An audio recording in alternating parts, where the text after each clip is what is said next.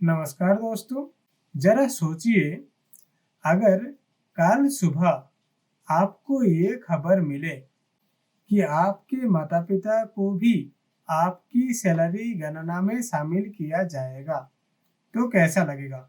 अचानक से हैरानी भी होगी और थोड़ी राहत भी मिलेगी, क्योंकि आज हर कर्मचारी अपने बुजुर्ग माता पिता की जिम्मेदारी भी उठाते हैं।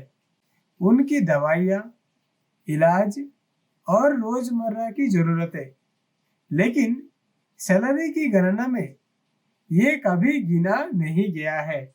जी हाँ दोस्तों, यही असली कहानी है फैमिली यूनिट फैक्टर की, जिस पर अभी 8वां वेतन आयोग चर्चा कर रहे हैं। अब तक क्या होता था? 7वें वेतन आयोग के हिसाब से एक औसत परिवार को सिर्फ 3 यूनिट में बांटा गया था। एक कर्मचारी, उसकी पत्नी और 2 बच्चे। यानी आपकी मेहनत से चलने वाला घर सिर्फ 4 लोगों तक सीमित मान लिया गया था।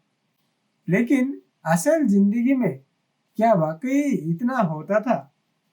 क्या आपके माता पिता जो इस उम्र में पूरी तरह आप पे निर्भर है, उन्हें इस गणना में शामिल नहीं किया जाना चाहिए?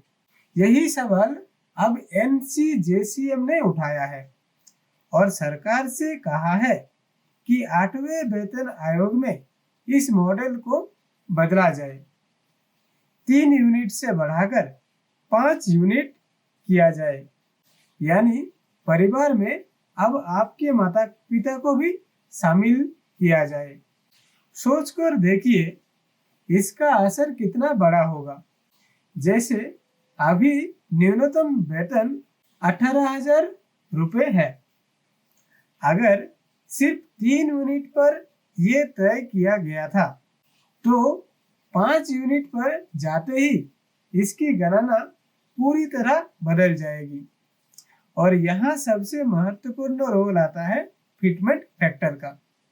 अगर सरकार 2.28 फिटमेंट फैक्टर को अपनाती है, तो न्यूनतम बेसिक वेतन करीब 41,000 रुपये बनेगा। अगर यही 2.86 मान लिया जाता है, तो 51,000 से ऊपर चला जाएगा। अब जरा दिल पर हाथ रखकर बताइए, क्या माता पिता की जिम्मेदारी वाकई इतनी कम है कि उन्हें बाहर रखा जाए? दवाई से लेकर डॉक्टर तक, किराए से लेकर देखभाल तक, हर चीज तो आपकी जेब से ही काटी जाती है। यही वजह है कि कर्मचारी संगठन लगातार दबाव बना रहा है। लेकिन दोस्तों, कहानी यही खत्म नहीं होती। सरकार भी अपनी तरफ से सोच रहे हैं। अगर ये मॉडल मान लिया जाता है, तो सिर्फ न्यूनतम वेतन ही नहीं बढ़ेगा, बल्कि सारे भत्ते जैसे डीए, एचआरए, टीए सब नए बेसिक पर गिने जाएंगे। और डीए तो जनवरी 2026 तक 60% से भी ज्यादा पहुंच जाएगा। यानी जब 8वां वेतन आयोग लागू होगा, तो डीए को भी 0 कर दिया जाएगा और नए वेतन में मार्च कर दिया जाएगा। ये सुनकर आपके दिमाग में एक और सवाल जरूर आएगा, क्या सरकार इतनी बड़ी बढ़ोतरी को मंजूरी देगी? यही तो असली पेचीदगी है। अभी तक आयोग का गठन भी औपचारिक रूप से नहीं हुआ।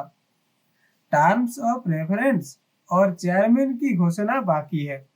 लेकिन संकेत साफ है कि 1 जनवरी 2026 से ये लागू होना तय है।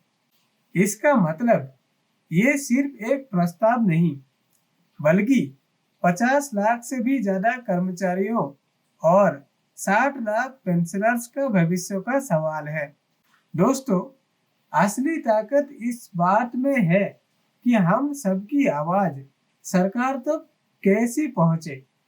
फैमिली यूनिट फैक्टर सिर्फ एक तकनीकी बदलाव नहीं, ये उस संघर्ष की भी पहचान है जो हर कर्मचारी अपने परिवार के लिए करता है।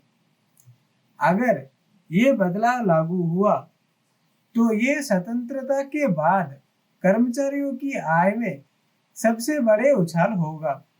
तो सवाल अब आपके सामने है, क्या आपको लगता है कि माता-पिता को भी इस गणना में शामिल किया जाना चाहिए? क्या 5 फैमिली यूनिट मॉडल वाकई लागू होगा? अपनी राय नीचे कमेंट में जरूर रखिए। और हाँ, अगर आप चाहते हैं कि सरकार इस मुद्दे पर गंभीरता से कदम उठाए, तो इस वीडियो को लाइक कीजिए, शेयर कीजिए अपने दोस्तों के साथ और चैनल को सब्सक्राइब जरूर कर लीजिए, क्योंकि जितनी आवाज जुड़ेंगे उतना ही दबाव बढ़ेगा और उतना ही जल्दी मिलेगा 8वां वेतन आयोग का असली फायदा। तो दोस्तों, आज के लिए इतना ही। मिलते हैं अगली वीडियो में अगले अपडेट के साथ। तब तक के लिए जय हिंद।